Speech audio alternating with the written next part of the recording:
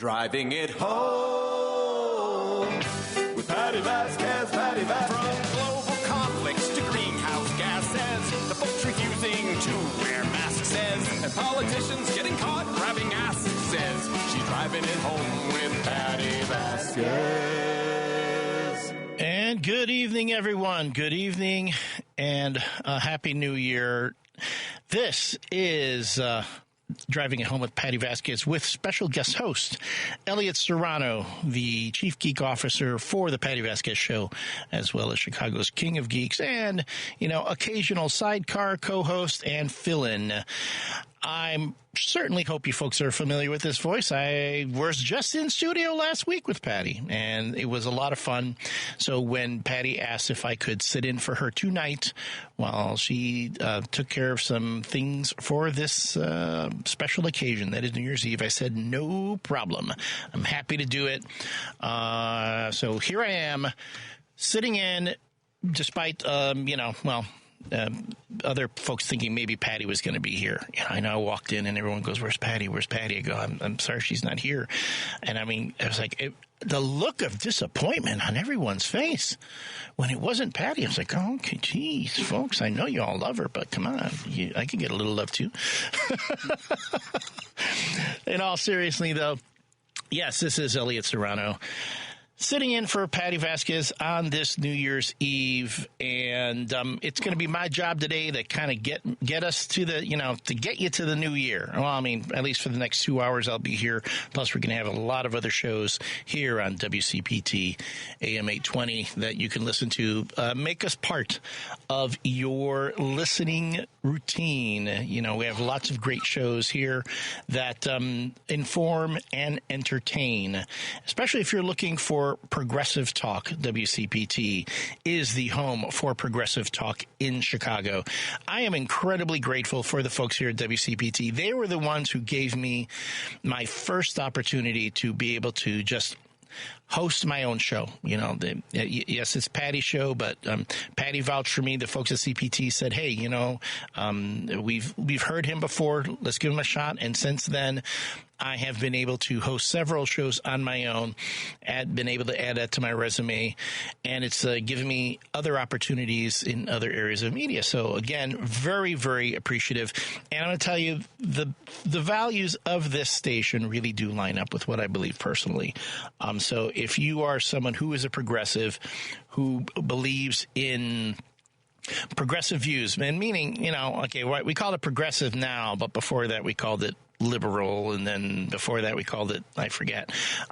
But it's essentially, hey, we're all in this together. Let's make the systems that we have in place, our government systems, our social systems, that we have in place, let's make them for the service of others.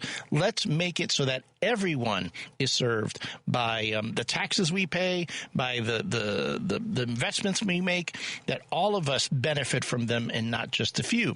You would think that would be a not so controversial point. And yet when you bring up something like health care for everyone, when you bring up something like, let's feed the hungry, with programs like SNAP, it seems to engender some sort of resentment from some folks. I don't know why. But anyway, so just to set things up, that's where I come from, and I hope you're going to call in. Let me know how you feel about the different topics that we're going to discuss today. The number, as always, is 773-763-9278, 773-763-WCPT. You can call or text that number. If you're on the Facebook page, on the Patti Vasquez, Driving Home with Patti Vasquez page or WCPT page, hello. I believe I'm running there. There should be video going, as well as on the YouTube page. And folks, I just got a new haircut, so please be kind. I'm still breaking it in. It takes a little while for the hair to get where you want it. When when you just get a haircut. So what are we going to talk about today? Well, first off, I do know I have a guest that's going to come on at the bottom of the hour. That's going to be at the bottom of the hour. But before then, I'm going to leave these phone lines open to you if you want to call in and talk about any of the things that have happened in this past year. What has happened in 2024 that affected you? What were the stories? What were the things that meant the most to you? And I wanted to talk about a few things, too. Of course, this week we had the passing of President Jimmy Carter. President Jimmy Carter, who had, I would say, kind of a controversial administration. Because why? He would prove out to be actually one of the most progressive presidents in recent history. Jimmy Carter being actually one of the most Christian, most, I would say, holy presidents in our recent history, and was not appreciated as such back then. And then let's see, and I'm pulling right now, when I was prepping this morning for the show, I thought, hey, what are some of the things? Because, we have this recency bias when things happen in a year, and we tend to forget about the stuff that happened like in January and February and March. We need to, sometimes have to go back into the archives of the Wayback Machine and then look at what actually happened in 2024. MSNBC actually did that job for me today with in a column by Clarissa Jean Lim, the 8 major political storylines from 2024, in case you'd forgotten. Story number 1, Trump becomes the first former president convicted of felony crimes. I think a lot of folks want to forget that, but the truth is that Donald Trump is a convicted felon. The whole bit about and this has nothing to do with the January 6 hearings. This has everything to do with what he did as a private businessman. He was found guilty in a court of law, and even as president, he can't do anything about that. It's gonna stay. As a president, he can't just go in and say, "Make me a non-convict anymore." So that's the first thing. Of course, related to that was the Supreme Court ruling on presidential immunity.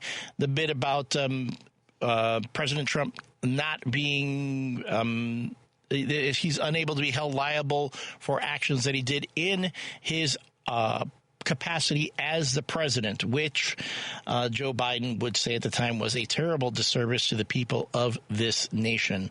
And then as a consequence of that, both federal criminal cases having to do, again, with the January 6th insurrection were dismissed.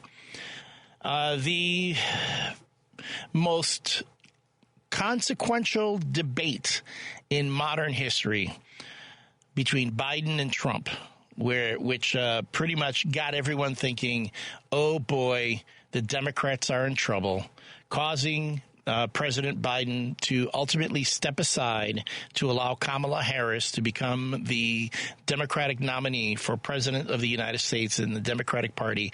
Have we forgotten about that? I know I didn't.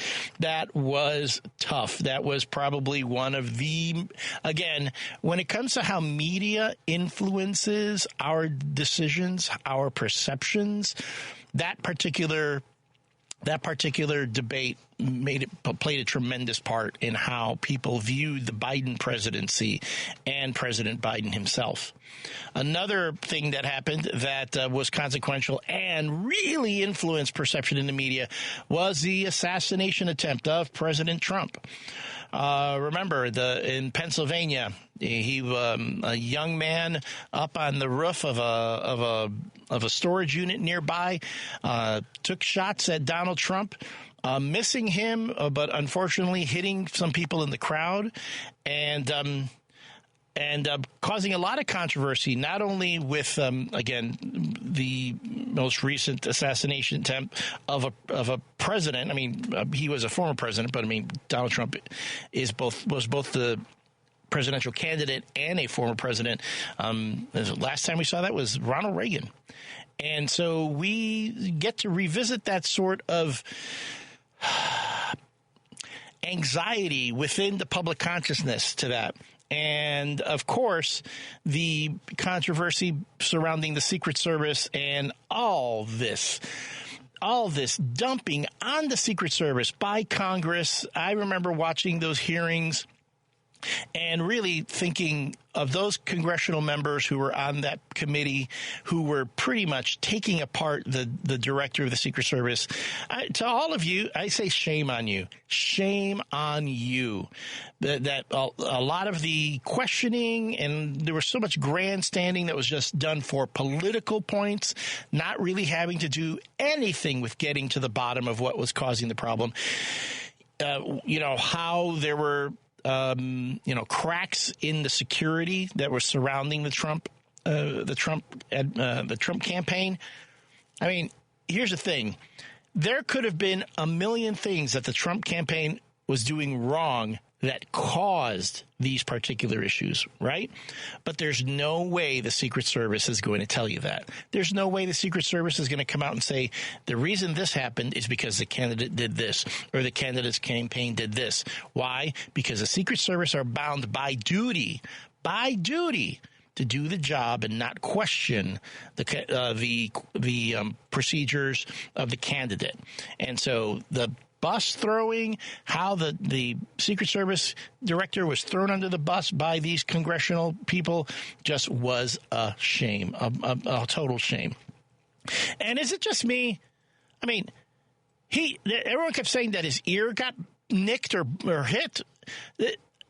A week later, his ear looked perfectly fine. The dude had a huge bandage on his ear for a while, and then he's showing up at rallies and on television, and there's nothing.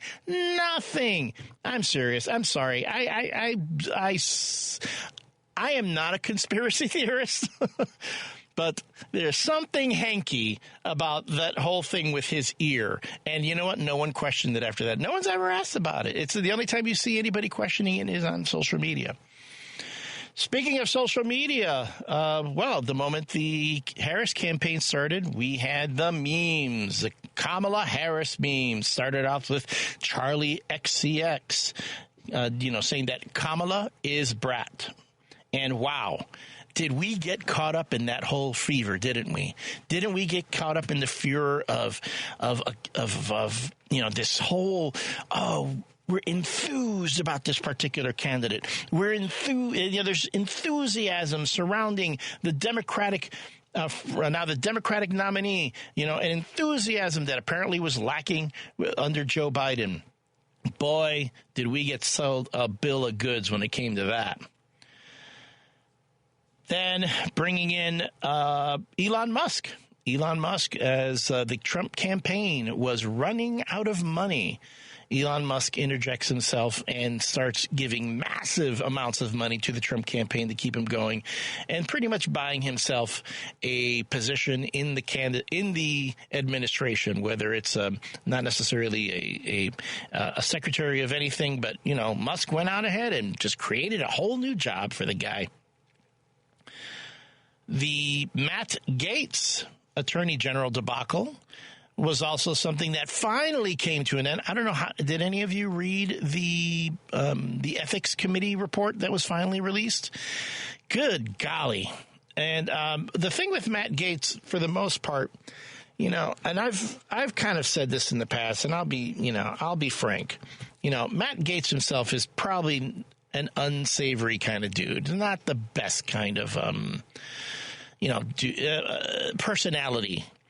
And he rubbed a lot of people the wrong way. He definitely rubbed a lot of folks on the Democratic side the wrong way. But he also was an instigator and angered a lot of folks on the conservative side. He did not make any fans during the nomination process of the last Speaker of the House before Speaker Johnson, Kevin McCarthy. The thing is, it's McCarthy. I keep thinking of the bad McCarthy. Not that this current McCarthy was a great McCarthy, but still, I remember a fist fight literally breaking out on the floor of the House of Representatives because Matt Gaetz said something to one of his Republican, fellow Republican representatives, and boy, that guy knew how to push people's hot buttons. So of course, when these ethics questions are going around, and this really juicy sort of, details and sordid, behavior is being recorded for once in congressional record. I know that there were folks on the Republican side who wanted to see that report go out, and it was. And I don't have a problem with Matt Gaetz, doing drugs. I'm sorry. I don't have a problem with him even paying for sex, as long as they're legal, of legal age, not underage. But, sex workers, sex work is work. But I would say, don't make it, because we know there's a lot of other stuff that goes on in D.C. that the older folks don't want to talk about. I've got more stories, and I've got a guest at the bottom of the hour, but I've got to take a break here. So this is Elliot Serrano sitting in for Patti Vasquez on Driving It Home, WCPT 820 AM. Stephanie Miller. It's another true Stephanie Miller Show story, Chris LeBoy. Yeah, from with Jane in St. Charles, Illinois. It's real. Stephanie Miller fans are everywhere. We're meeting in parking lots. It happened just yesterday. I got to my car after leaving the grocery store. There was a woman loading her groceries in the car. She had a radio on to WCPT 820 Progressive Radio. I couldn't resist. I said, I think we would qualify to say that we listen to the Stephanie Miller Show. We both laughed and said, yes, we would. I love it. Stephanie Miller, weekday mornings, 8 to 11 on WCPT 820. You're listening to WCPT 820 because facts matter. You're listening to Driving It Home with Patti Vasquez on WCPT 820. We're driving it home with special guest, host Elliott Serrano. Occasional fill-in guest host for Driving It Home with Patti Vasquez, a.k.a. the chief geek officer for the Patti Vasquez Show and Chicago's King of Geeks. By the way, I just want to say this real quick because TikTok, unless something happens at the last minute, TikTok is going to be banned in the United States in the middle of next month.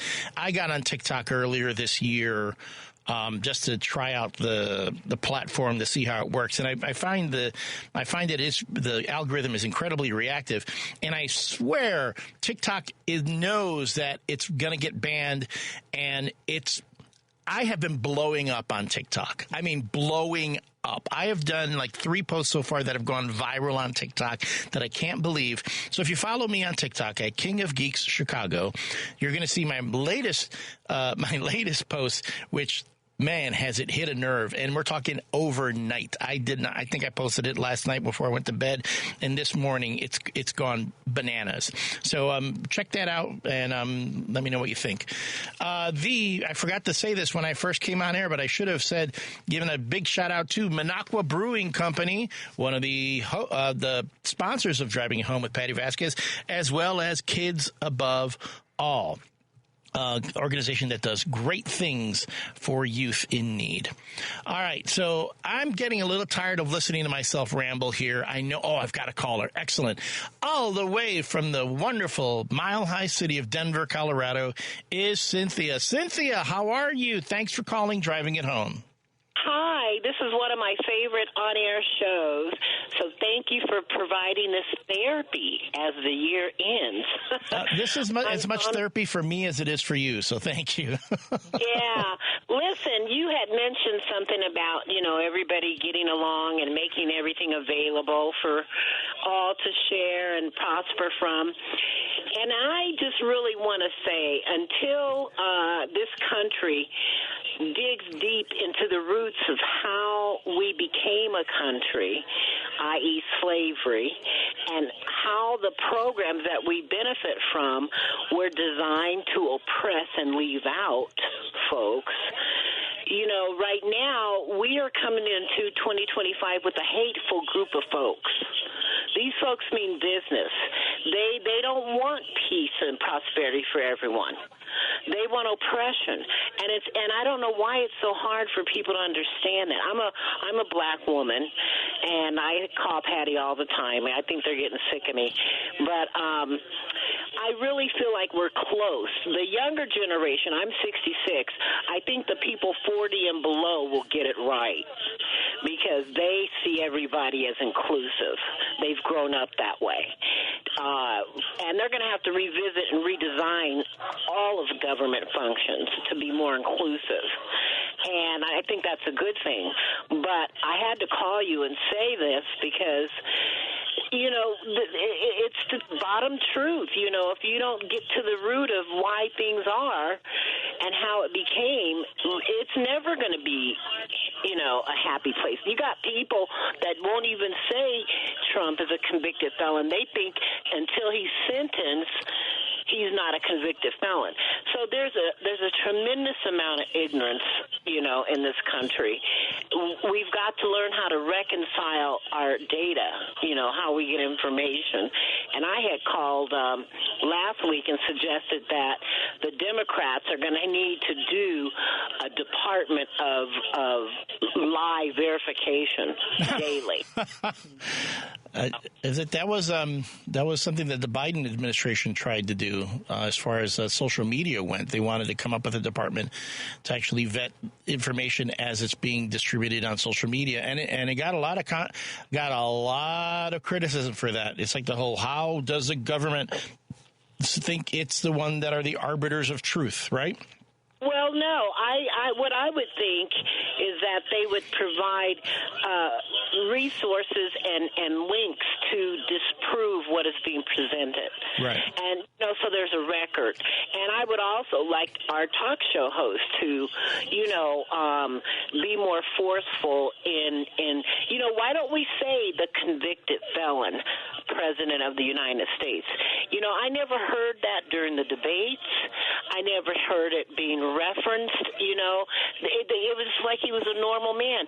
Of course he's going to run over people. You're absolutely right. There was a lot of grace being given to the Trump campaign, especially when they were running roughshod on everybody. And you bring up a lot of great points, Cynthia. I really do appreciate that. I'm coming up against another break, so I want to thank you so much for calling in. I hope the weather's great down there, and thank you so much. I hope you have a Happy New Year. Thank you. Thank you. All right. So before we go, I know the caller on the line, I've got a hard break here, so I'm going to ask you to hold on. And I also have a guest that we're going to be bringing on at the bottom of the hour. So, caller, you might be waiting a bit. If you want to call back after I have my guest on at the bottom of the hour, then I'll be opening up the phone lines again. So again, this is Elliot Serrano on Driving It Home with Patti Vasquez here on WCPT. When we come back, what I'm going to do is we're going to do something a little bit new and different here. I'm actually going to bring on the host of another show that actually has had me on his show. We're going to be talking to Dennis Green of WRMN 1410 AM in Elgin. He has a show called A Political Talk Show, and he's seeing me as kind of one of these radio media freelancers. He's had me on a show to talk about different topics. WRMN are actually a bit of a conservative radio station. They have a lot of shows that they have on syndication that are conservative. Dennis, though, is very much, he's kind of like me. We're both sort of more on the liberal, more the progressive side, but we try to keep it balanced. And one of the things I really do like about talking with Dennis is he makes me think. He even has me questioning a lot of the things that I espouse. So when we come back from the break, we'll have that. So again, this is Elliot Serrano on WCPT AM 820, Driving It Home with Patti Vasquez. Alexa, play WCPT. WCPT from TuneIn. You're listening to Driving It Home with Patti Vasquez. There's so much that goes on behind closed doors. On WCPT 820. We are Driving It Home with Patti Vasquez with special guest host Elliot Serrano, the Chicago's King of Geeks, the Chief Geek Officer for the Patti Vasquez Show, and I am also known on WRMN Radio as the L Train. And I am privileged right now to have one of the hosts from WRMN Radio. He is the host of A Political Talk Show, Dennis Green. And here we are. Dennis, am I reading you, buddy? ZipRecruiter.com/free. No, He's still on a break. Yeah. Of course. Well, that's fine. So anyway, so WRMN Radio is more of a conservative radio station in Elgin, Illinois. Their signal doesn't quite reach the Chicago area. So on days when I'm out there, if you want to listen to me there, you kind of have to tune in on their app. They have an app just like CPT does. They have a YouTube page just like we do. Don't have Facebook, though. This is something that they probably should work on. I think any of these when you're a smaller independent radio station, you have to use every media channel available to you. So it's been a matter of getting those things rolling. Plus, I'm a bit of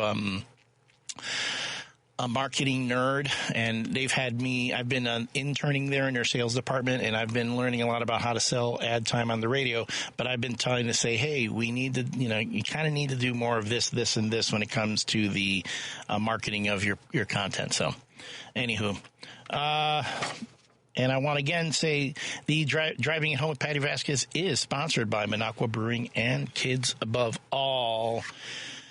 Tomorrow on Chew's Views, Richard Chew will be your guide for a look back at 2024 with some of his favorite interviews, including Chicago Mayor Brandon Johnson, Chicago Teachers Union President Stacey Davis Gates, Tom Hartman, immigration attorney Kate Lincoln Finch, and more. If you miss it, the episode will be available on the Choose Views Full Episodes podcast on Spotify, Apple Podcasts, TuneIn, iHeartRadio, YouTube, and Amazon. Choose Views is on weekdays from 6 to 8 a.m. Central on WCPT 820. Also, from tomorrow from 2 to 5, tune in for a Best of Joan Esposito episode. Then Thursday, Turi Ryder will be in for Joan, and her guests will include Dan Mason, ex-radio manager and current career coach, who will talk about re-envisioning your talents and skills in the new year. Dr. Jessica Nuddick-Zitter, author of Extreme Measures and star of the Oscar-nominated documentary Extremis. She'll talk about her forthcoming documentary, The Chaplain and the Doctor, which addresses historic shortcomings of healthcare in minority communities. Fred Sau, Senior Policy Counsel at the Illinois Coalition for Immigrant and Refugee Rights, will be on the show. And finally, Dr. L. David Stewart, Program Director at Territory, on their Creating Space art installation. And tomorrow during this time slot, tune in for a Best of Driving It Home episode. Patty will be back on Thursday, and her guests will include film critic Mike Crowley. Driving It Home with Patti Vasquez, weekdays from 5 to 7 p.m. Central on WCPT AM. And with all that housekeeping out of the way, I want to bring on board the host of A Political Podcast. He is Dennis Sonar Green of WRMN 1410 AM. How you doing, Sonar? I'm doing great, L Train. How are you, sir? It's cool to be connecting these two studios together. That is actually kind of cool. I mean, I know when we were talking about this, we were like, can we pull this off? Is it possible? And I do remember, and I got the idea from my friend Lawrence Holmes of The Score, where they would do that sort of thing with other sports radio stations in other cities. But I think this is the first time in Chicago where you've had two local radio stations hooking up and simulcasting at the same time. Mind you, we're both in slightly different markets. You're in the Fox River Valley, and WCPT's smack dab in the middle of Chicago. So this has been this is kind of cool to be able to do this sort of thing. Oh, absolutely. And I'll tell you, man, I can't take credit for it. It was, of course, Ben and Lady B that really did everything. You and I just got to do the easy part of buying some time until the connection was there. But I think 25 is going to be the year of the independent media journalist. I think with the TikTok ban that's coming through and the swell of political interest, I think the more that us independents can pull together and broadcast simultaneously and share our ideas, I think that's the best thing for America and get us on the right track. That is at least until Elon Musk comes in and buys everybody up. There's only so many platforms out there, man. There's just They've tried to make a couple of them, but they're there. I guess it really depends on who owns the platform. Is really if it's allowed to be considered espionage or not. Oh God! Don't even get me started. We've talked about that on a political talk show. We also talked a little bit about the TikTok ban, which I know the president-elect right now is talking about asking the Supreme Court to hold off on the ban and then see if they can negotiate something that would be better off. I mean, is this really like again, playing for political points with the populace? I don't think so. There are 170 million American users of TikTok. And every time that I bring up that the clock is ticking on TikTok, my wife hits me. And so I've stopped bringing it up at the house, and I could only bring it up at the office, and here I am. But this is where I think this is another platform that's getting muted. Now, by all means, we can talk about the giving up of our personal information and everything else. TikTok isn't doing anything else that any other American-owned, and honestly, what is American-owned in this global economy? Is it where the LLC is necessarily placed? Well, I mean, I thought there was a whole bunch of LLCs that are in some building in Cancun or somewhere offshore somewhere. So, I mean, what is really a American-owned business? Is it the customers, or is it the person who is at the very top, the CEO? And anybody, for folks who might be suspect of this whole rationale, any app on your phone is giving data back to whoever it is that gave you the app. I mean, we have apps for shopping. I know I have a Jewel app and a Target app that I know it's collecting data on me. It's keeping track of all my shopping habits. It's keeping track of how much money I spend.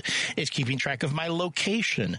That's all information that I know that company is collecting about me. That, yes, will ultimately get sold to someone else. Exactly. And so this is where my big beef is with it is who the middleman is who we're squabbling over with this. What I think this is I think this is an overreach for another platform to shut down free speech or to shut down independent journalism. If you look at the way that X was before it was X, if you look at the way that YouTube was before Viacom hit them from there, if you look at the way that the Gutenberg machines were printing everything before the Inquisition decided to smash everything, like, you know what I mean? Like, where are we going to see the next platform that people?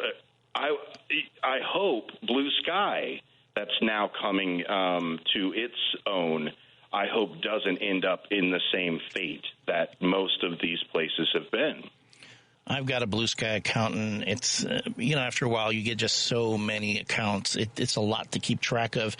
And I've been trying to work on Blue Sky, again, to get a sense of what the algorithm is like and what what are the levers you push and how do you post, what time? Because anyone who works in social media, if you're a social media manager, it takes you time to figure out, when does your content get the most engagement? At what time? What type of content?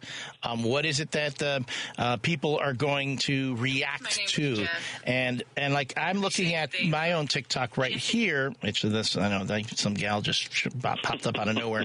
I'm looking at my own TikTok here, and I was telling Lady V earlier, before I came on, my TikTok has exploded right now.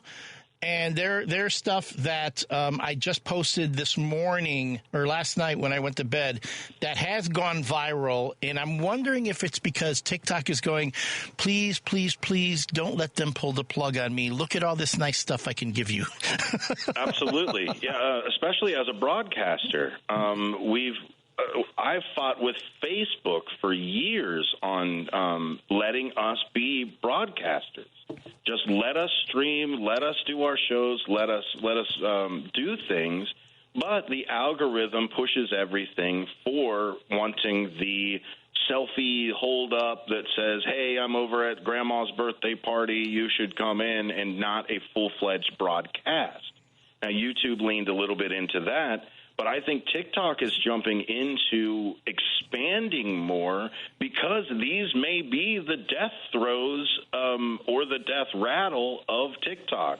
I hate to burst your bubble about everybody blowing up at TikTok, but, I mean, that may be why more things are going viral, because this is a final push of either people getting their last little bit of TikTok in or turning around and saying, hey, I'll just get inundated with things. Talk them when you got them. Yeah, they're even doing a bit now where if you share TikTok with new folks, like if a new person downloads TikTok, will give you $60.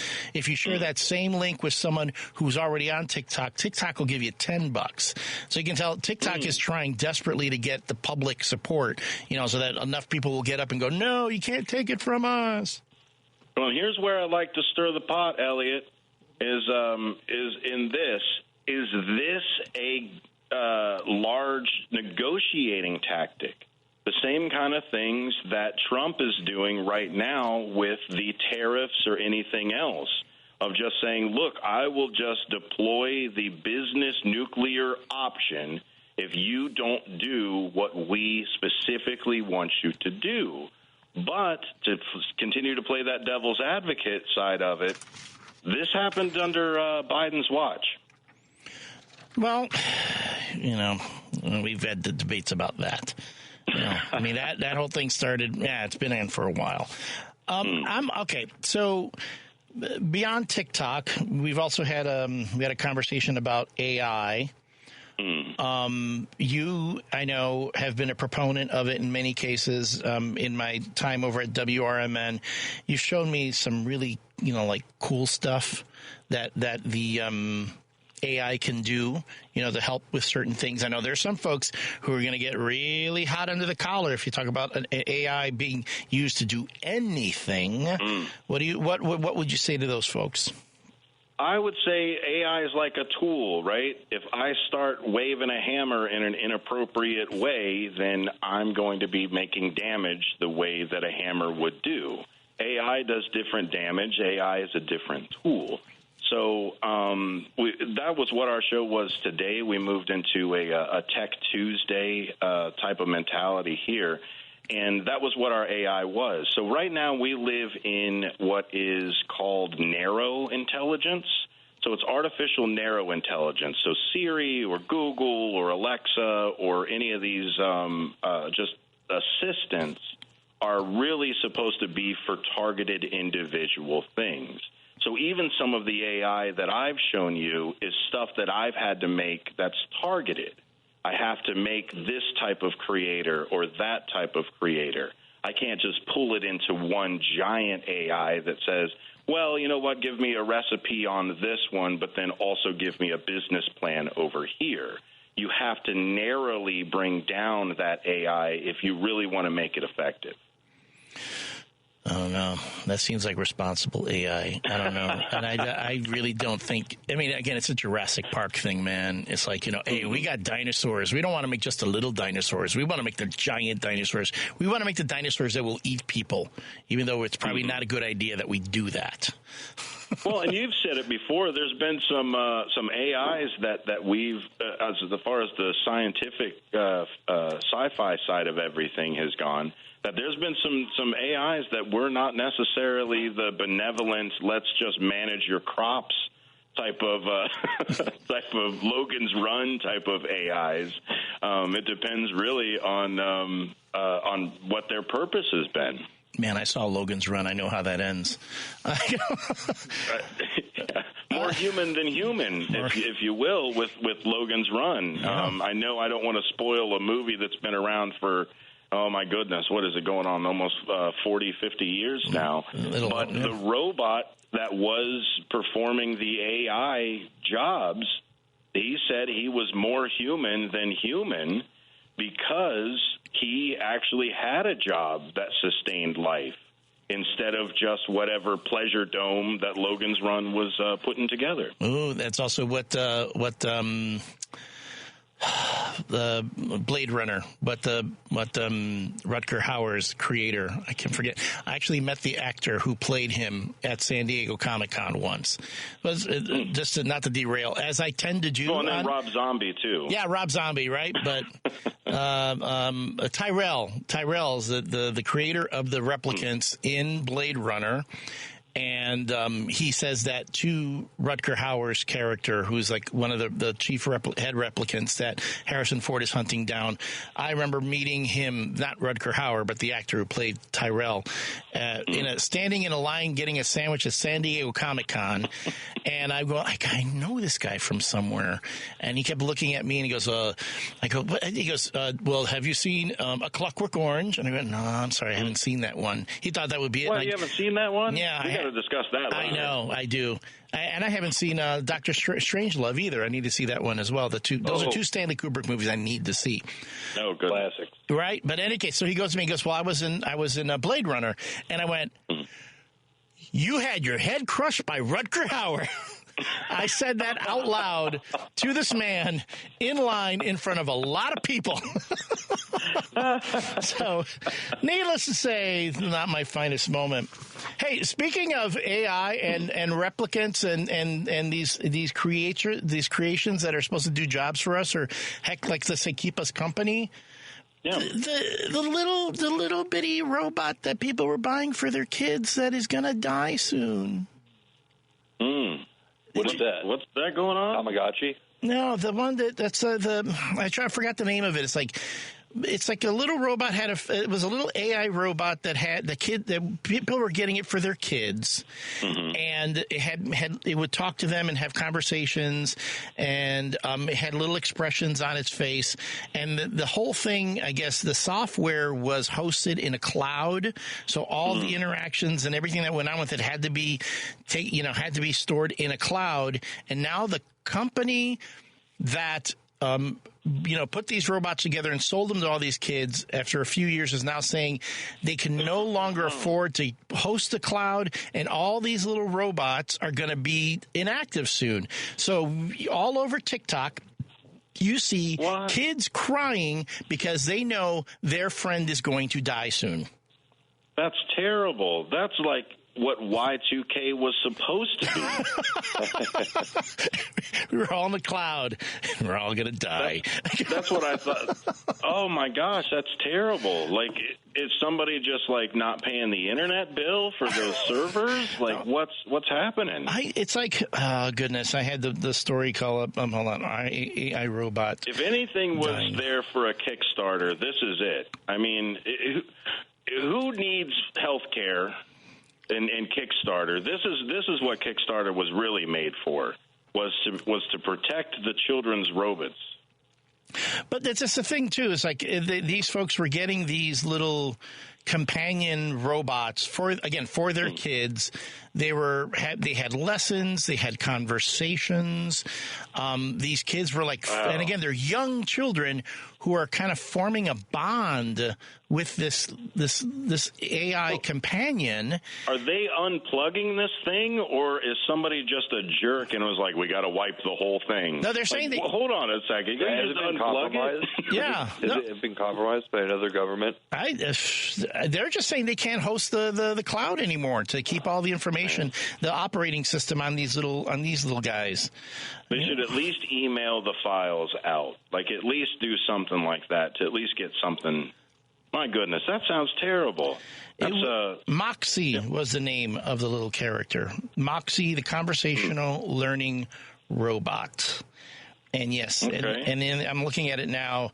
It reminds me a little bit of, there was an episode of Doctor Who where the thing spoke in emoji. The little robots had little emoji faces, and that's how they expressed themselves. This one has eyes that widen, and it looks like a cute little thing. There's another one here that looks like Herbie from the Fantastic Four. It's got like little arms that come up and down and things. Yeah. My goodness. Yeah. Oh, that's terrible. I mean, but why wouldn't you be able to just make a copy? I get the whole serving and all of not being able to host it on the cloud, but you should at least be able to send out the files to everybody until, like, it's kind of like why Walt Disney froze himself. Until the technology's here to save this not in the cloud anymore, we have to take a copy of these robots. Walt Disney. How much would people pay for a Walt Disney AI? Like, they took his brain and they essentially make it into like an interactive AI with his personality, all his memories, everything. Man, Walt Disney, I think I can come up with a few better candidates, buddy.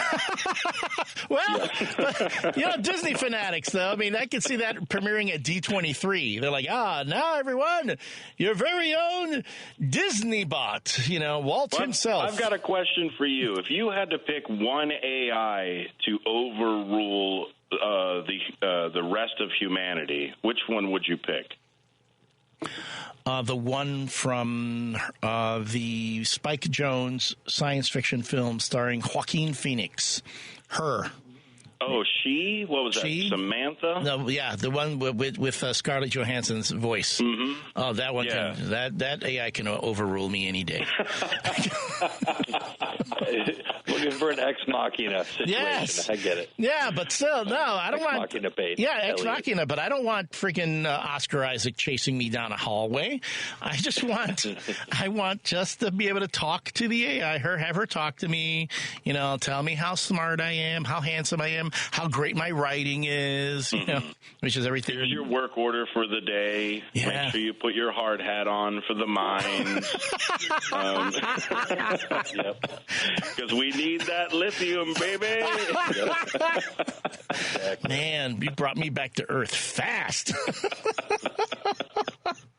Hey, thanks for hanging out with me. We've got to hit a break on this side of the world, man. But I appreciate you taking the connection. That's really cool. No, absolutely. And just real quick, we did get a text from the 630. Hey, Elliot, Happy New Year. You and your historical Fox Valley guest star sonar are sounding just great. Much love to you in 2025. Oh, thank you very much, listeners over there. I think we should do some more things of independent connections like this. We shall. Okay, I'll be seeing you soon, buddy. Yeah, see you tonight. Have a good show. Thank you. You too. And that was Dennis Sonar Green from WRMN Radio, the voice of Fox Valley station in Elgin, Illinois. Okay, we're going to take a break here and reset on opening the phone line, 773-763-9278. That's 773-763-WCPT. Thank you so much for holding out. I want to hear from you now. Hit me back after this break. We're driving it home with Patti Vasquez. Chicago's Progressive Talk, WCPT 820, where facts matter. Patti Vasquez is taking your calls now at 773-763-9278. Driving it home with Patti Vasquez now on WCPT 820. This is Elliot Serrano sitting in for Patti Vasquez, who is taking a night off for New Year's Eve preparations, celebrations, stuff like that. I, on the other hand, have no life, so I'm actually going to be hosting here until 7 o'clock, and then making my way out to the burbs to host yet another radio show. So if you're following me on social media, you can follow me on Facebook and Instagram at Elliott Serrano. That's with 2 L's, 2 T's, and 2 R's. You can keep tabs on where I am. I'm pulling what's called a Tom Joyner, whereas Tom Joyner would host a show in Chicago in the mornings and then fly all the way to Dallas to host his second show in the afternoons. I'm actually going to be hosting 2 different shows within the city of Chicago. I think that's the first time. Mind you, independent radio. If you were with us earlier in the hour, we were talking to Dennis Green from WRMN 1410 in Elgin. We're both independent stations that are pooling our resources together to get our messages out. Before we hit this next break, let's talk to Beverly, who called in. Hi, Beverly. It's so nice to hear from you. How are you doing? I'm doing wonderful. I'm just waiting here for my train to leave from Syracuse, New York to Chicago, Illinois. Ah, that's right. Oh, yes. Yes. And then taking the Lakeshore Limited. Well, how long of a ride is that? It's a 12-hour trip, but it's much more fun than the airplane. I think of flying as adversarial. I like the train. A train? Do you have a sleeper car or anything like that? Or are you just going to be sitting in a... No, that's that's more money than the airplane. No, I've just been coached, and I just hang out in the club car and have fun with people. That sounds nice. I would like to do that. I've been wanting to do one of those West Coast trains where it has the glass top, and then you can see the mountains, as they're going through the mountains and all that. Yeah, you got to do that. That's fun. Any other plans for the holiday? No, go on, please. Well, I have a family party tomorrow that I'm going to make out in Aurora, but I wanted to ask you, looking forward into 2025, what is your biggest concern about the power change and what's going to be happening? Or, how much of Project 2025 realistically is going to be implemented? Do you see horrors ahead? Oh man. Okay. So here's the thing, and here's my. This is my curse, okay? my curse is whenever I think things, I go like, I said this about the first time Trump was in office. I thought, it's not going to be that bad. Oh, my God, was it bad? That was terrible. Right? It was worse than I could imagine. I was like, good God, exactly. I had no idea. I mean, at one point I even said, you know what, it'll be 4 years of Trump doing The Apprentice, and it at least will be entertaining. I had no idea how much damage that man could do in office. So that's the first thing. Exactly. So I'm trying to tell myself this time around, okay, it can't be as bad as last time because people will know what to expect. But the Democrats are just so bumbling about everything right now. I have no faith that they would know how to. We're like a turtle on its back. Yes, is what we are. I feel like we're a turtle on its back. So, one thing I am saying to myself is the truth is though he's got 18 months. That's how much he's got. He's got until the midterms, the next midterms, to really do everything. And the truth, also the other thing is a president has 100 days when they first get into office to really make any sort of significant change. So we'll see what happens over the next 3 months. Right. Okay. But I mean, for all I know, but for all I know, in the next 3 months, we could be again, huddled in our bunkers, with the AI hunting us down like in the Terminator, and because Trump decided, hey, what does that button do? And I'd be like, what, dude? You're killing me.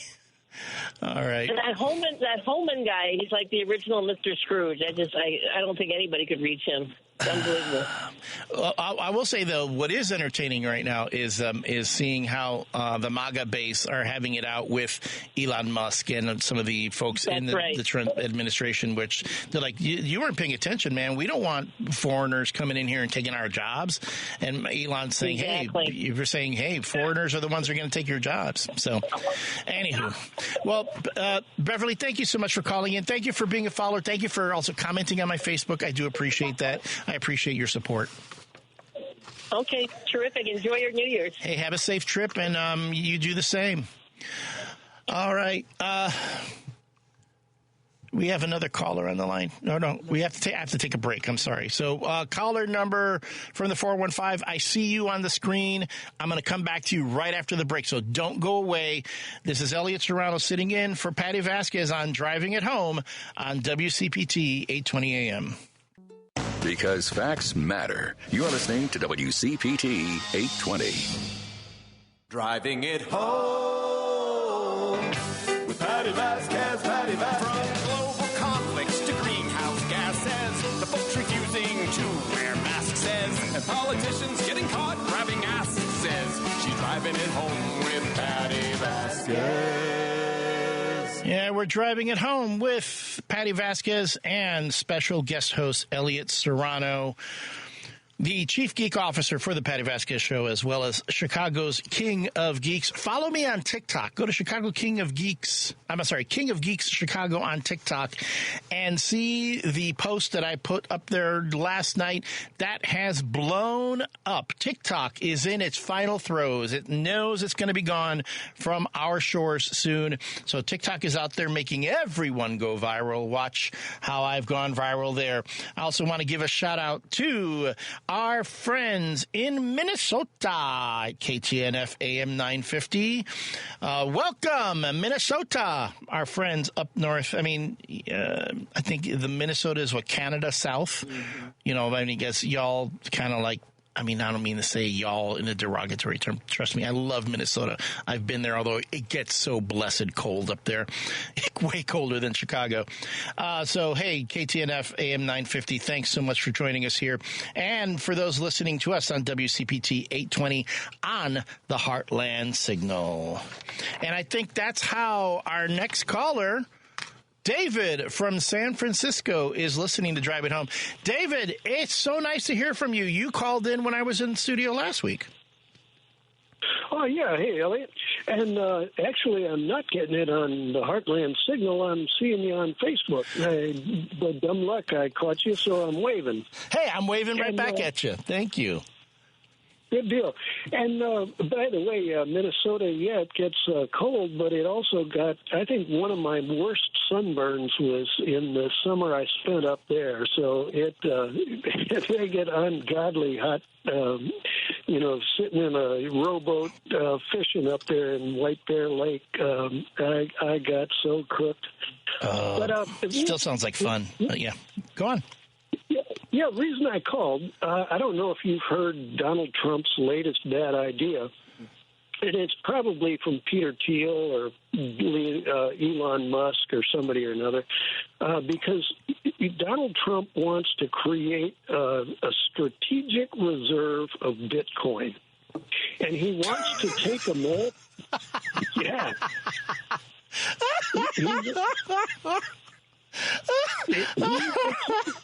I'm sorry. Oh, my goodness. Oh, God. Okay, I'm sorry. Go on. So what makes it worse is he wants to take American gold, you know, what little gold we have in Fort Knox, apparently. He wants to use it to buy Bitcoin, and he wants to do it on a continuous plan for a number of years. And then he wants to pay off the national debt by doing that. So you talk about a fly-by-night scheme that is so obvious, but it's also going to create a civil war between the MAGA crowd, because if you listen to hate radio like I do, they've always got their gold broker buddies who are, buy gold, the world is going to collapse, you better have your gold. And then he's going to pit them against the Bitcoin con artists who are creating fake numbers and driving it into the sky. So it gives a good opportunity. I don't know that you're as old as I am. I'm a baby boomer, but we've gone through Ronald Reagan. We went through Gerald Ford too with his economic collapse. We went through Daddy Bush. We went through Junior Bush, and we went through Trump. And they always crushed the economy and forced people to come up with local currencies. And if you're a fan of Howard Zinn pushed local currencies to be able to tide yourself over during, you know, these economic crash times. Ralph Nader did too, or does still. And so the whole idea of being able to come up with a local currency so you can get your back porch painted or your garden tilled or, you know, all of the little jobs that could be done in a community without needing Paris or London involved, come up with a local currency for Chicago. They have their way. Not only are we talking about an oligarchy, but they want to drive us back into a feudal state where then the peasants are going to have to. The way we get by is by barter. You know, okay, so if you have eggs and tomatoes, I will fix your roof for you. For that sort of thing, right. Because this is going to be like there's going to be they're taking everything else from us. You know, they're sucking up all the money and keeping it up at the top. You know, we don't have enough to cover our own expenses. And yes, you're right. To me, the idea of Bitcoin again, I don't know if because people are so mystified by Bitcoin and how it works. And here, I'm going to tell folks, this is what Bitcoin is. Bitcoin takes the idea of money, okay? Not actual money. It takes the idea of money, and it tries to weave that, takes the gossamer, electric gossamer, and tries to weave it into something that has value. The problem is that you take real value, as you're saying, you take, like, let's say you take your real money and you buy Bitcoin. The problem with taking your real money and buying Bitcoin with it is it can disappear. It can be gone. Like, your Bitcoin can have absolutely no value after you buy it, and you have absolutely no control over it because there's absolutely no regulation of it. That happened with the Haktua girl. Had her own, she got some tech bros put her name on some Bitcoin, and people put their entire life savings into it. And what did they find? They lost money on that Bitcoin quicker than on the stock market. And that's essentially giving people an idea that they're going to get rich when in reality all they're doing is giving their money away. Yeah, and it's strange. There's an old biblical character, I guess from the Old Testament, Esau, who gives up his birthright for a bowl of beans. For a bowl of beans or soup? I forgot, or stew. Yeah, you're right. I'm gonna go. I remember Esau. Yeah, and he had to put the brother Esau sold it to his brother who had to put the fake fur on his arm or something. Yeah.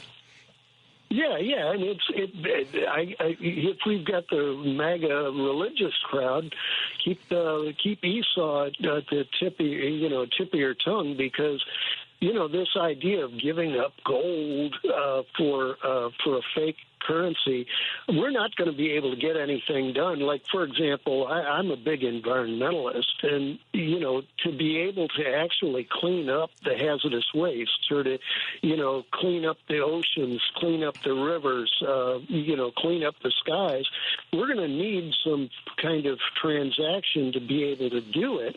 And if these old boys steal all the money and hoard all the money and then pretend that there's not a problem, that's not going to get anything done. So today, I guess you're the 15th call I've done on this subject today, and almost to a call, whether it's a right-wing show or left, every one of them spots the obvious con of it all. Hey, well, Happy New Year, Chicago. Thank you, David. Thank you so much for calling in, and a Happy New Year to you, too. We appreciate the call. It's always nice to hear a friendly voice whenever I sit in this chair on my own. All right, we got another break. When I come back, I'm going to tell you, give you some more stories from 2024, some of the things I've been thinking about. Also, tell me what plans do you have for the new year? Hit me up at 773-763-9278. That's 773-763-WCPT. Call or text. We'll be right back. Hey, Google, play WCPT. Streaming Chicago's progressive talk from TuneIn. You're listening to Driving It Home with Patti Vasquez. In your communities, in Chicago. On WCPT 820. We're driving it home with Patti Vasquez, but actually with guest host Elliott Serrano, the chief geek officer of the Patti Vasquez Show, as well as Chicago's King of Geeks. You can follow me on social media at Elliott Serano. That's with 2 L's, 2 T's, and 2 R's. Follow me on TikTok, King of Geeks Chicago, where you can see how I've recently gone viral with the image. I won't tell you what the image is. All I know is I saw it. It spoke to me. I made a TikTok post out of it, and apparently many people in this country agree. So, boom, it has taken off. It's my most popular TikTok post ever, which is nice knowing that, by, the middle of January, TikTok will be gone. So at least I had a little fun while it lasted. Just so you know that Driving It Home does have 2 new podcasts. It's Driving It Home full episodes and Driving It Home featured interviews. You can subscribe to one or both. The podcasts are available on Spotify, Apple Podcasts, TuneIn, iHeartRadio, YouTube, and Amazon. Just search for Driving It Home with Patti Vasquez, or get the links on the Driving It Home show page by visiting heartlandsignal.com and clicking on Patty's Picture. On that page, you can also find the rundown of our guests each week for each day this week, and links to listen again or watch the YouTube video stream. That's how I keep track of all the shows I've done. If you just do a keyword search, Elliott Serano, you'll see the times I've either been in studio or I have hosted. And if you're listening live, you want to listen live to Driving It Home weekdays from 5 to 7 p.m. at 8:20 a.m. on TuneIn from heartlandsignal.com, or watch the live video stream on WCPT's Facebook or YouTube pages. Yes, YouTube. You know, you can, if you have a smart TV, you can subscribe to the Patti Vasquez Show page and the WCPT YouTube channel. And then every time a new show comes up, it'll give you a notification, and you can watch it on your smart TV or listen to it on your smart speaker. Just tell Alexa or Siri or Google play Driving It Home with Patti Vasquez, or play WCPT 8:20 a.m. Boom, then you'll get it. Find us now at youtube.com/@Chicago's WCPT 820. One word, Chicago's WCPT 820. And when you're there, click on the live tab. And then, of course, if you haven't already, you can follow Heartland Signal on X, Facebook, TikTok, Instagram, and Threads at Heartland Signal, one word. And be sure to check heartlandsignal.com for daily updates. Look at that. I did all the live reads. This has got, folks, we're witnessing history today. First, that I'm going to have one of the longest nights ever in Chicago radio tonight. After I leave the studio, I'm going to be going to another studio and hosting a New Year's Eve show from 8 p.m. to 1 a.m. And this is the first time I've hosted Patty's show. I'm looking at the camera here, and I've done all the live reads. Oh, man. This is real live radio. This is not canned. This is not pre-recorded. This is not rehearsed. It is what it is. And again, since you're here, and I already gave you one shout out, but I think you deserve another. My friends in Minnesota, KTNF AM 950, thank you so much for listening here to Driving Home with Patti Vasquez. The text line, the text line has been kind of been clicking in front of me as I was talking to folks, and during the commercial break. Let me look here. Someone said something really interesting. From the 708, I think something fishy was going on about the election. Trump said something prior to the election that he didn't need to win the election to take power. I do wonder if someone was able to alter things, or if he counted on votes not being counted in certain areas. I know that is a thing that's going around. There are folks thinking about, was there some hanky-panky with the voting machines? Much like, you had the Trump supporter saying that when he lost to Biden, Mike Liddell and all the crazies on the right were saying these things. I'm not going to get into that. I'm just going to chalk it up to plain old apathy on the left. I'm sorry. The problem with us on the left, and this is something that Patty and I have said from time and time again, Republicans say fall in line. Democrats, progressives, we have to fall in love. We are victims of our own intolerance for difference of opinion, even on the left. That we need the person that we're going to vote for to be, idealistically, or I have a purity and idealism that we have to agree with every single thing that particular candidate represents for us to vote for them. And I know the big wedge issue that happened, for this past election was Gaza, and that there were a lot of younger progressives who held the Biden administration accountable, or held them responsible for what they said was, they saying that Biden is responsible for arming Israel, which then led to the genocide of the Palestinian people. And you saw that going around. I still see that on social media. I see young progressives calling him Genocide Joe.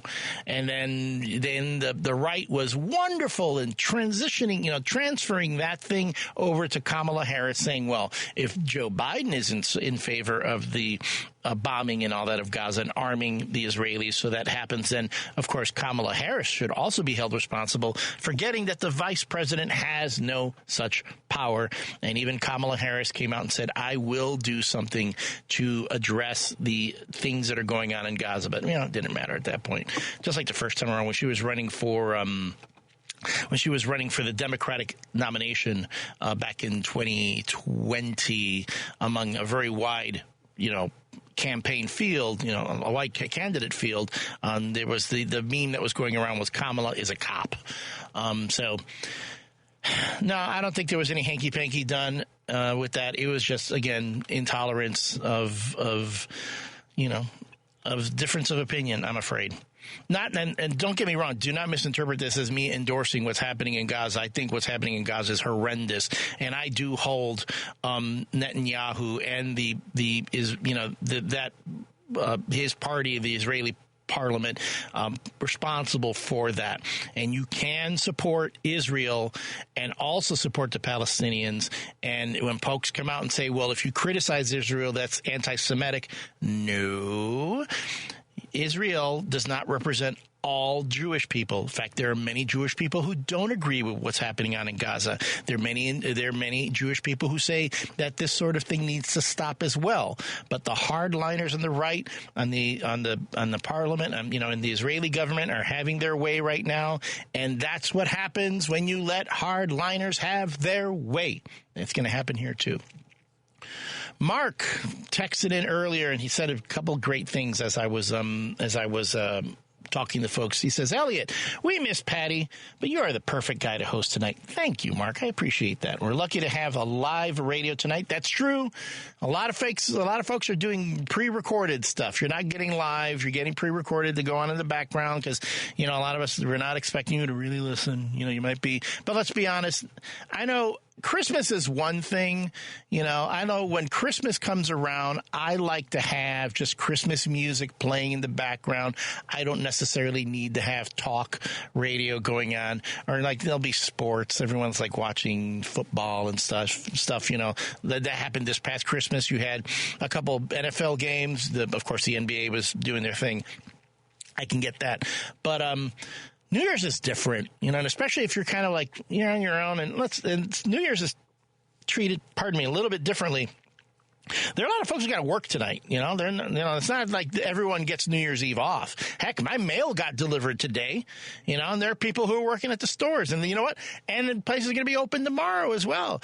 The New Year's is just like a regular sort of day, not necessarily a holiday. So you want to have live radio. You want to have conversation. You want to have someone there to kind of engage you and get you going because you're thinking, oh, this is lame. I just couldn't stay home all day, which is why I signed up for this ridiculously long night of radio. Although I was supposed to be spending the evening with Mandy, my special someone. I told her I'd say that. Mandy, my special someone, she doesn't always listen to me when I'm on 820 because she says I talk too much politics. She can't handle political talk. Although when I talk the geeky stuff, too, she's like, whatever. Because back to this. So then Mark says, please get into the geek and entertainment stuff tonight, which Mandy will also ignore. Do you watch any of the sci-fi shows on Apple TV? Are you excited for Severance to be coming back? Why, yes. What about the sci-fi shows on TV? Right now I am watching a Skeleton Crew, the Star Wars series on Disney Plus, so I watched the first episode of Skeleton Crew and I was like, this isn't for me. This is like a little kid show. This just seems kind of silly. And don't get me wrong. It wasn't like it was bad. I'm just going, this skews really young for little kids to watch this show, and it's not hitting me. But I kept watching because I'm a Star Wars fan, so I'll watch Star Wars. And as it went on, I'm going, oh no, this is actually a really good show. This is a fun little show. I love what they're doing with this. It's essentially, what if if you were a little kid, all of us who grew up on Star Wars, we wanted to imagine ourselves in that world. We wanted to imagine having an adventure in the Star Wars universe. So the guys who created Skeleton Crew said, hey, let's actually do that. Let's take some kids who grew up in, in fairly mundane backgrounds. They literally live like in the suburbs of the Star Wars galaxy, and they have an adventure in the Star Wars universe, and kind of like a pirate adventure. And it's been a lot of fun. I have really been enjoying it. So I definitely recommend that. And Severance, yes. That one's a little different, though. Severance, whereas Star Wars is kind of fun and cheerful, Severance is heavy. It will stress you out if you're that type of person who gets anxiety. Severance is going to do it to you, but it's a good kind of anxiety. And the cliffhanger from last season, I can't wait to see how it's resolved coming up. All right, I got another break here. When we come back, I want to hear your calls. 773-763-9278, 773-763-WCPT. Call in and help me drive this one home with Patti Vasquez on AM 820. WCPT 820, Chicago's progressive talk, where facts matter. You're listening to Driving It Home with Patti Vasquez. There's so much that goes on behind closed doors. On WCPT 820. We are driving it home with Patti Vasquez, but actually this is not Patti Vasquez. This is Elliott Serrano, the Chief Geek Officer for the Patti Vasquez Show, as well as Chicago's King of Geeks. You can follow me on social media at Elliott Serrano with 2 L's, 2 T's, and 2 R's. Facebook, Instagram, Threads. Really, Instagram is my most active channel. So you'll see me taking pictures everywhere I am there, as well as sharing memes that I create and the like. You can also follow me on TikTok. While TikTok is still there, while it still exists here in the United States, go to King of Geeks Chicago. You can see me there, and you can see the social media post I put up that has gone viral. It has gone boom. All right. Wait. Oh, and speaking of, I've had my friend George Brower on Threads reply. He goes, I just tuned in and heard you talking about, yet again, thinking the next 4 years can't be as bad as we think. I would like to be right, but all common sense is against that.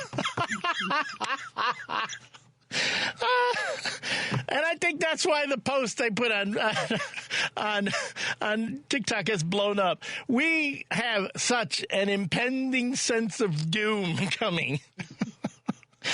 There are so many people who are afraid that it's going to be so bad, and it's oh my goodness, it's going to be so bad.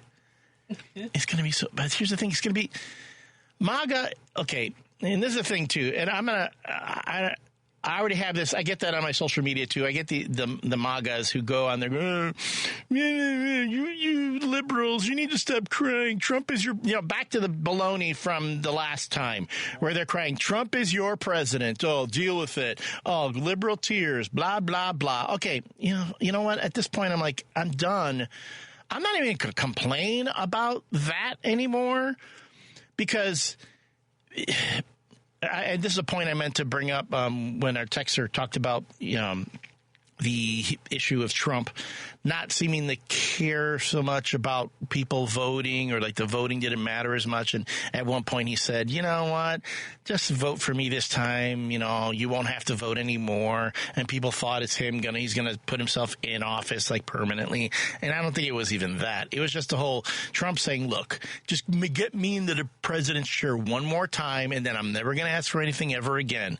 And it was a gambit he played. He was at the blackjack table. The House was showing two kings, and he had he had an ace, and he said hit me, and he got the jack, and he hit blackjack just then, and it's like boom, he got it. And you know what? I mean, I know I can be angry about it, I can be salty about it, I can be petty about it, but I can be like, you know what? Hey, it worked. It worked. he took the darkest campaign in modern history. I'm going to say modern history because, we tend to forget about how presidential campaigns were before social media, before even, newspapers were as big as we're talking about during wartime, pre-war, heck, during, the time of Lincoln in the Industrial Revolution, all these things. It got pretty bad then, too. It was pretty bad. But it seems like the immediacy of social media makes it seem like this is the worst ever. Fine. Trump played dark. He went dark, and he won. And you can go, oh, they did something. No, nothing happened to the machines. There was no hanky-panky, no funny business. We kept saying that you can trust elections. We can say that these machines are safe, that they're secure. If we're going to say that when our guy wins, you got to say it when their guy wins. And that's exactly what happened. It all came down to us, the people. And Trump played on that. He played it dark. He got it. Now he doesn't care. He gets 4 more years of the presidency. He gets, let's keep track of how many times he goes to golf, which is what he did all the time the first time he was in office. Let's see how many months or weeks or whatever he actually spends in the White House as opposed to what he's called the White House, the Florida White House, Mar-a-Lago. He's always going to be in Mar-a-Lago. I can only imagine how much the right would have whined and complained, bitched and moaned if, let's say, Joe Biden decided to stay in Pennsylvania in his mansion, like in his home in Pennsylvania the whole time he was president. Oh, the hue and cry and the rending of the garments that would have occurred on the right if that happened. But no, it's your guy. He can do whatever he wants. Hey, guess what? Fine. Good for you. Bravo. You got your guy. But this time around, Trump doesn't care about MAGA. Doesn't.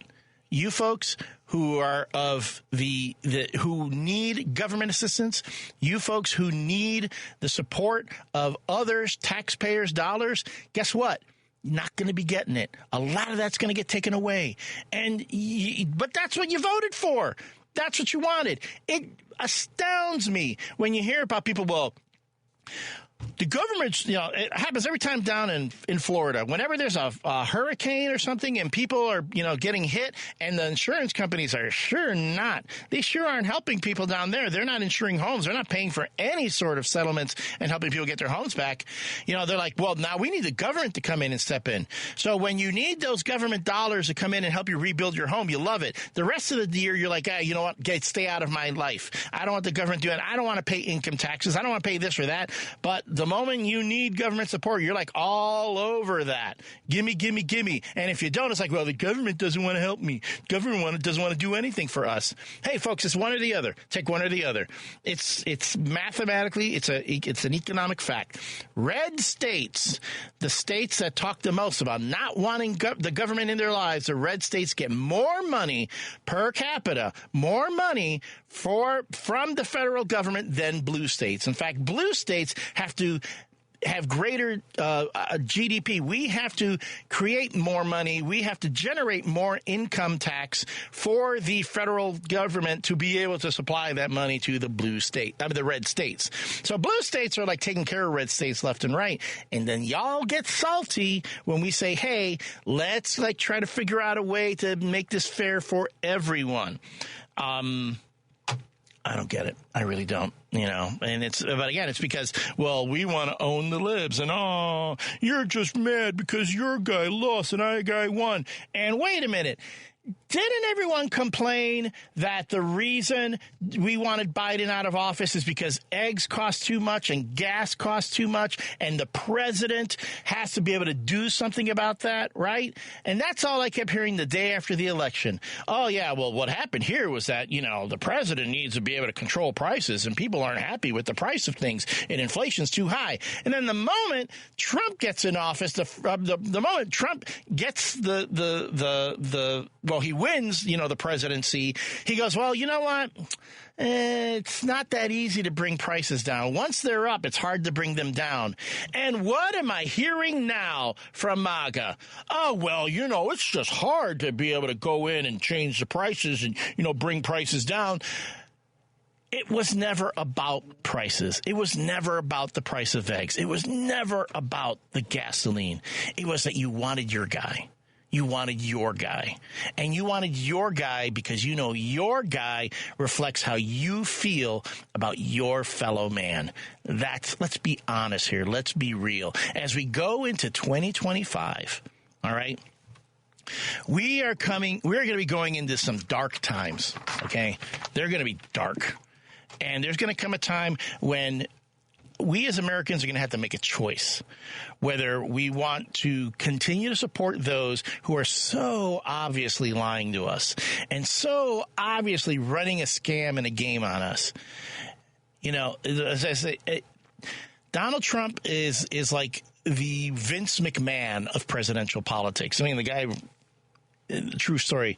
There was a segment on WWE where Vince McMahon got into a limousine and the limousine exploded, and making people think that Vince McMahon, quote unquote, died. He was killed in that explosion. I mean, it was television. You know, WWE wrestling is kind of like a soap opera. Donald Trump actually thought that was real. He actually thought Vince McMahon was killed in that explosion. How do I know this? Paul Levesque, Triple H from the WWE, actually told that story. He goes, yeah, I was talking to Trump. Trump thought it was real. That is the guy we elected our president. That is the guy. How many security breaches are going to happen due to him? How many troop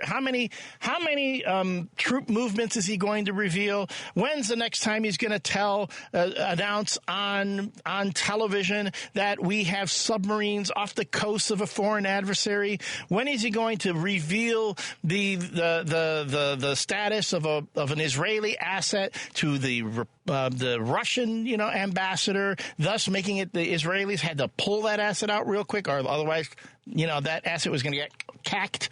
How many times is he going to come out and say, hey, we have this weaponry that the Pentagon's been denying this whole time, but guess what? I'm going to tell you. And the thing that drives me nuts is that with all this stuff that Trump decided to declassify the last time he was president, he never came out and told us about Area 51. I want to know about the aliens, darn it. Did we really have aliens in Area 51? Where are they being hidden? Tell me. I want to know. Oh, good golly. Oh, and, look at that. I did do all the reads. I don't need to do this again.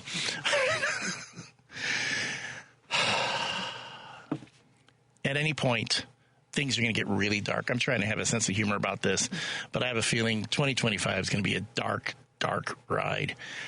Folks, we're going to need to hold on. We're going to have to hold on for 18 months.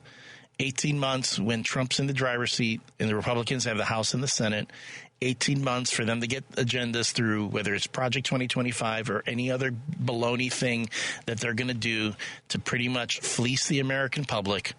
That's what's going to happen. MAGA, you're getting us all fleeced, and not just MAGA. I mean, I can put the blame on MAGA, but the truth is, I blame you, progressive, who decided you couldn't vote for Harris, who couldn't vote for a woman, who couldn't vote for a black woman. I blame you too. So anyway, man, I did not mean to bring it to this kind of an end. All right, I'm going to take a break and try to collect myself. And if you want to call to see me off to a new year, I'd love to hear from you. This is Elliott Serrano driving it home on this dark, dark ride. WCPT 820 AM. This is WCPT 820, where facts matter. You're listening to Driving It Home with Patti Vasquez. In your communities, in Chicago. On WCPT 820. We're driving it home with Patti Vasquez and special guest host Elliott Serrano, Chicago's King of Geeks, the chief geek officer for the Patti Vasquez Show. And for the last 10 minutes, utter bummer. I've been the Lord of Bumsville. Sorry. And then during the break, Lady V and I are having a little discussion about these things, and I'll tell you, it kind of kind of, as I say, it disappoints me, really. It makes me sad that things are, I mean, Lady B, I'm not going to make you come on air, don't worry. But, I mean, the Lady B is telling me about, the struggle that a lot of folks are that they're experiencing now. Let's face it, if you're a minority, you've been having this struggle for a while. If you're a person of color, you've had this struggle for a while.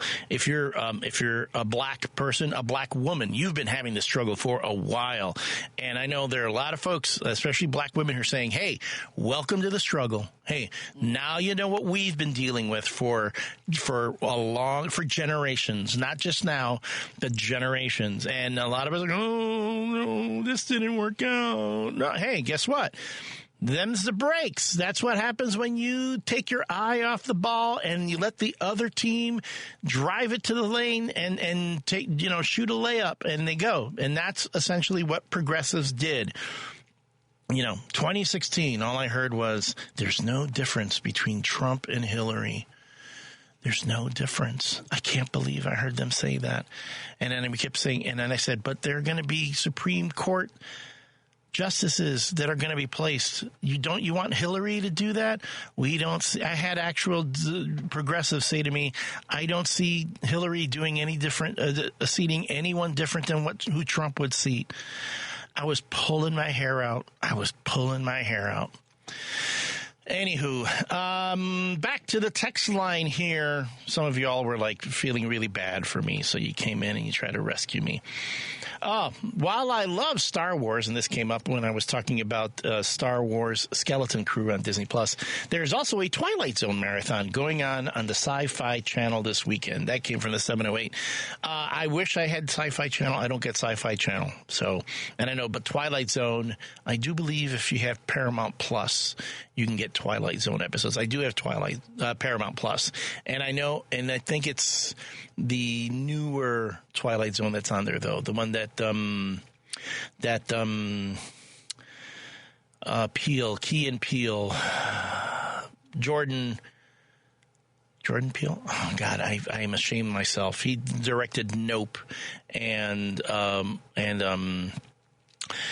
Get Out and some other great movies. But anyway, he was the producer and the narrator on the new Sci-Fi Channel. So, as you may know, Facebook is buffering, isn't it? For folks of you watching me on Facebook right now, I'm trying to look at the channel. My last rant, I looked right at the camera. I was doing that was my angry young man rant from Network. I was playing to the camera. For those of you who are just listening to me on the radio, that's kind of a bit.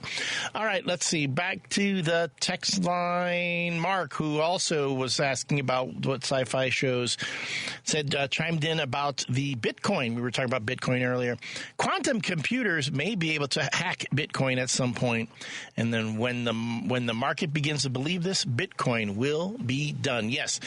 The thing about Bitcoin is that it's supposed to be secure. It's supposed to be incredibly secure with blockchain. They call it blockchains, and the bit there is that if you have Bitcoin, if you forget your password somehow, you didn't write it down or whatever, even you won't be able to access it. So that money just stays out there.